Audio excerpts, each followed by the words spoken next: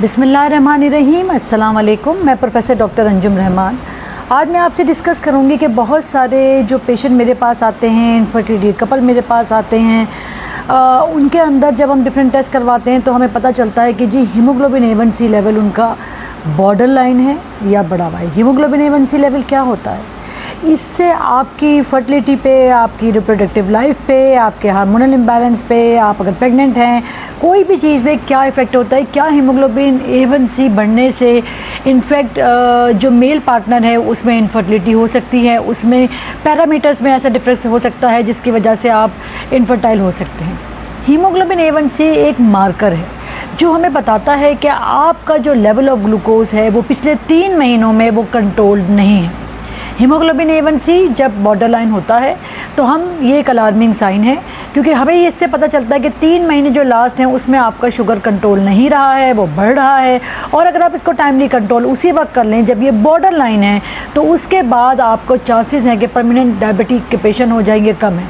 However अगर वो haemoglobin A1C बहुत ज़्यादा बढ़ा हुआ है, वो 7 है, 8 है, 9 है, 10 है, इस तरह है, तो डेफिनेटली ये शो करता है कि आप जो हैं वो हाईली अनकंट्रोल शुगर के पेशेंट हैं। ना सिर्फ ये, जब आप अपने डिफरेंट शुगर के टेस्ट करेंगे हो सकता है कि आपकी दवाइयाँ के गोलियों से भी कंट्रोल ना हो सके और आपको इंसुलिन पे जाना पड़े। फीमेल पे इसका क्या इफ़ेक्ट होता है? अगर आप हामला ख़वातीन हैं और हम देखते हैं, अगर हमल के दौरान आप गई और शुरू के 3 महीने में अगर आपका हीमोग्लोबिन A1C बढ़ा हुआ है, आपको नहीं पता कि आप डायबिटिक के पेशेंट हैं, ये शो करता है कि आपकी शुगर प्रेगनेंसी से पहले बढ़ी, यानी कि ये बेबी शुगर नहीं है। इसकी कॉम्प्लिकेशन ज़्यादा है जब हम बेबी शुगर के मुकाबले में इसको चेक करते हैं। इसका कंट्रोल करना भी थोड़ा सा डिफ़िकल्ट है जब हम इसको कंपेयर करते हैं एक बेबी शुगर के पेशेंट के मुकाबले में। यानी कि ये ऑलरेडी डेफिनेटली आप डायबिटिक पेशेंट हैं तो हो सकता है कि आपको डिफरेंट रिजीम का कम्बिनेशन देना पड़े, क्योंकि आपने इसका पहले ध्यान नहीं किया, आपने चेक नहीं किया और वो इतना ज़्यादा बढ़ा हुआ है कि आगे जाके मे भी आपको प्रेगनेंसी में इंसुलिन लेना पड़े और इवन प्रेगनेंसी ख़त्म होने के बाद भी आपकी शुगर बढ़ी रहे।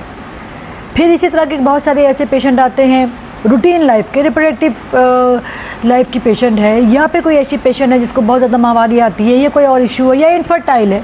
हमने जब डिफरेंट टेस्ट किए उसमें हमें पता चला कि आपका हीमोग्लोबिन A1C लेवल भी हाईली रेज है।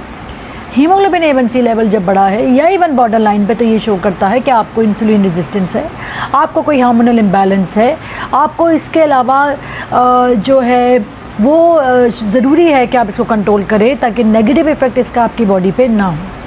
मेल पार्टनर के अंदर बहुत सारे लोग आते हैं, इनफर्टाइल कपल, हम फीमेल का टेस्ट करते हैं, हम मेल का भी करते हैं। हीमोग्लोबिन A1C अगर आपका बढ़ा हुआ है तो वो आपकी पोटेंसी पे भी इफ़ेक्ट कर सकता है, यानी कि आपकी फीमेल के रिलेशन पे भी इफ़ेक्ट कर सकता है। आपका जो सीमेंट पैरामीटर है, यानी कि जो पानी के टेस्ट के जो पैरामीटर्स हैं उनको भी ख़राब कर सकता है और आपकी फर्टिलिटी को भी ख़राब कर सकता है और आपकी एक सेक्सुअल लाइफ को भी इफ़ेक्ट कर सकता है अगर आप उसको टाइमली कंट्रोल ना करें।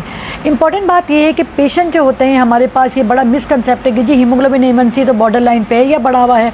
हम जो फास्टिंग शुगर करते हैं डॉक्टर साहब वो बहुत ज़्यादा बढ़ी हुई नहीं है, या हम जो रैंडम शुगर करते हैं वो बहुत ज़्यादा बढ़ी हुई नहीं है। हीमोग्लोबिन A1C आपको पिछले 2-3 महीनों का कंट्रोल बता रहा है।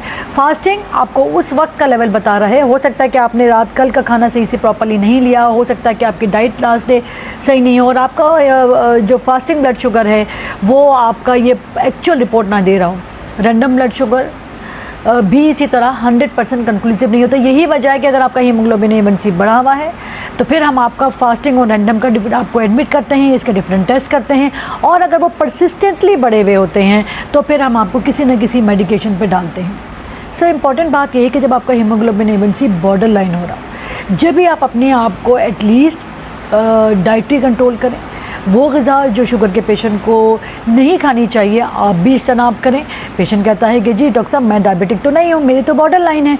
बॉर्डर लाइन का मतलब है कि अगर आप अभी कंट्रोल नहीं करेंगे तो आगे जाके आप डायबिटिक के पेशेंट हो जाएंगे। सो आपने प्रॉपर डाइट कंट्रोल करनी है, कार्ब्स को कट डाउन करना है, ख़त्म नहीं करना है।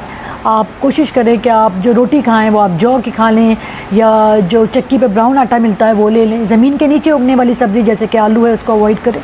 मीठी चीज़ों को कंटिन्यूस कट डाउन करें। आप राइस को अवॉइड करें। अगर आप बहुत राइस लवर हैं तो हफ्ते में कोई एक दिन ऐसा रख लें कि आप राइस ले लें। आप सब्ज़ी ले सकते हैं, फ़िश आपके लिए अच्छी है, मटन आपके लिए अच्छा है। अवॉइड करें बड़े गोश्त को खाना, ये और कोशिश करें कि अपना मीठा जितना नेगेटिव, जितना ज़ीरो कर सकें करें। काली चाय पी लें, कहवा पी लें। अगर आप बहुत शौकीन हैं चाय पीने के और आप बगैर चीनी के नहीं पी सकते तो चले कुछ अर्से तक उसमें थोड़ा बहुत गुड़ डाल लें। आहिस्ता आहिस्ता ग्रेजुअली इस चीज़ों को मैनेज करें, अपने आप को मोबाइल करें। पेशेंट कहती है कि डॉक्टर साहब हम सारा दिन घर का काम करते हैं, हम सारा दिन ऊपर से नीचे घूम रहे होते हैं, तो फिर हम तो ऑलरेडी एक्सरसाइज कर लेते हैं। ये बिल्कुल आपका वर्कआउट नहीं है। वर्कआउट का मतलब है कि भले आप रोज़ाना 10 या 15 मिनट रखें जिसमें आप प्रॉपर एक वॉक करें, प्रॉपर एक फास्ट वॉक करें ताकि आपकी उस वक्त मेटाबॉलिज्म फास्ट हो। डाइट को कंट्रोल करें, रात का खाना सोने से कम 3 से 4 घंटे पहले खाएं। रात के खाने को कोशिश करें कि रात के खाने सोते वक्त आप मीठा ना खाएं, और दोपहर का जो भी मील हो वो भी कम्बिनेशन में प्रोटीन है, लो फैट है, गुड कार्ब्स है, आप इसमें ले सकते हैं। अगर आप ये सब कुछ करेंगे तो आपको दवाओं की ज़रूरत ही नहीं पड़ेगी। आपका हीमोग्लोबिन से ही जब आप 2-3-4 महीनों बाद करवाएंगे वो ऑलरेडी नॉर्मल हो जाएगा, और फिर आप देखेंगे कि फिर आप अपनी रूटीन डाइट पे ग्रेजुअली जा सकते हैं। इंपॉर्टेंट बात यह है कि साल में एक दफ़ा ज़रूर अपना टेस्ट करवाया करें, जैसे कि हम बाकी टेस्ट करवाते हैं। हीमोग्लोबिन A1C भी ज़रूर करवाएं। हमारी पॉपुलेशन में डायबिटिक बहुत फास्टली रेस कर रहा है। रोज़ाना जितने मैं पेशेंट OPD में देखती हूँ, चाहे इनफर्टिलिटी के पेशेंट को, चाहे कैंसर के पेशेंट को, चाहे प्रेग्नेंट पेशेंट को, इनमें एक बहुत ज़्यादा हाई प्रेवलेंस है इन पेशेंट का कि इनमें हीमोग्लोबिन A1C एबनॉर्मल होता है या ये डायबिटिक होते हैं, दो उनको ये बात नहीं पता होती। अगर आप अपनी प्रॉपर गुड डाइट लेंगे, प्रॉपरली इसको कंट्रोल करेंगे, तो आगे जाके आप डायबिटिक पेशेंट नहीं होंगे। Thank you very much. इसी के साथ मैं आपसे इजाज़त चाहती हूँ। पाकिस्तान जिंदाबाद।